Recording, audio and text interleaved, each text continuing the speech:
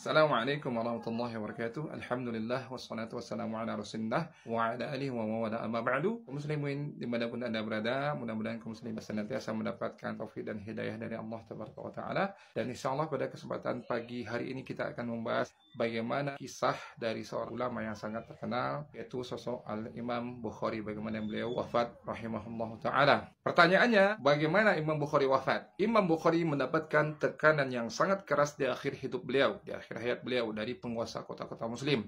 Lebih tepatnya kota Naisabur, Bukhara, dan Samarkand. Di antara sebabnya adalah, yang pertama, Imam Bukhari menolak bagaimana mengajarkan anak-anak para penguasa tersebut di istana. Beliau berkata, ilmu itu didatangi, bukan dibawakan kepada pintu-pintu. Rasa iri sebagian orang terhadap Imam Bukhari karena ketenaran dan sejarah yang ditorehnya, dan sebab-sebab lainnya. Dan ketika Imam Bukhari berumur 62 tahun, penguasa Naisabur memerintahkannya untuk keluar dari kota dan berkata bahwa keberadaannya tidak lagi diharapkan dan dibutuhkan. Beliau pun meninggalkan Naisabur hingga sampai di tanah lahirnya Bukhara. Dan kemudian orang-orang berbondong menyambutnya di gerbang kota dengan berbagai macam kenikmatan, harta dan gula. Maksudnya disambut dengan berbagai macam kenikmatan. Masyarakat dan sebagian ahli hadis berkumpul di sana meninggalkan majelis-majelis hadis lainnya, hingga hal tersebut membuat panas hati sebagian orang. Tetapi tidak berselang lama, ketenaran itu pun membuat murka para penguasa Bukhara. Di samping datangnya surat dari penguasa Naisabur bahwasanya Imam Bukhari harus segera diusir dari Bukhara sebagaimana beliau diusir sebelumnya dari kota Naisabur. Sehingga datanglah utusan penguasa Bukhara sampai di depan rumah beliau dan meminta Imam Bukhari untuk segera meninggalkan kota. Perintahnya berbunyi, sekarang juga engkau harus keluar. Dan kemudian Imam Bukhari bahkan tidak diberi waktu sedikit pun untuk segera mengumpulkan dan merapikan buku-bukunya.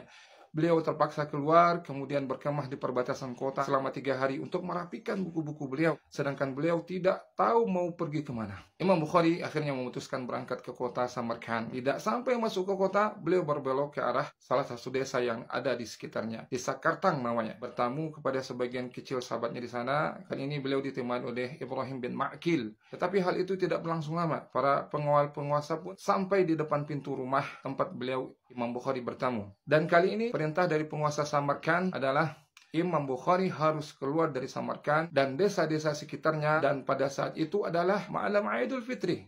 Sayangnya beliau disuruh untuk keluar sekarang, kan setelah Idul Fitri. Imam Bukhari takut membuat masalah untuk kerabat yang sudah memuliakannya.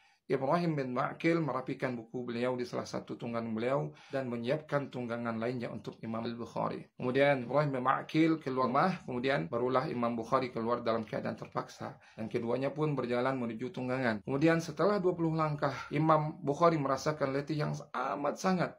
Dan beliau meminta kepada temannya Ibnu Ma'qil menunggu sebentar untuk beristirahat. Kemudian Imam Bukhari duduk di tepi jalan, kemudian tertidur. Dan beberapa menit setelahnya ketika Ibnu Ma'qil ingin membangunkan beliau, ternyata beliau sudah tiada, ruh beliau sudah diangkat ke sisi Allah tabaraka wa taala rahimahullah rahmatan wasi'ah. Imam Bukhari wafat di tepi jalan pada malam Idul Fitri 1 Syawal 2566 Hijriah dalam keadaan terusir dari satu kota di usia tua 62 tahun.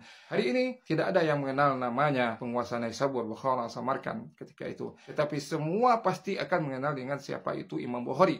Dan semoga Allah merahmati Imam Bukhari dan mengangkat derajatnya di surga di tempat yang tinggi bersama para nabi, para syuhada dan orang-orang saleh. Kisah ini kita sarikan dari Syiar A'lam Nubala di jilid 12 halaman 468. Begitu saja kaum muslimin, mudah-mudahan ini semua menjadi pelajaran bagi kita dan kita bisa menambah rasa kagum kita dan rasa semangat kita dalam menyebarkan dakwah, begitu juga dalam menuntut ilmu. Mudah-mudahan bermanfaat. Kita cukupkan. Assalamualaikum warahmatullahi wabarakatuh.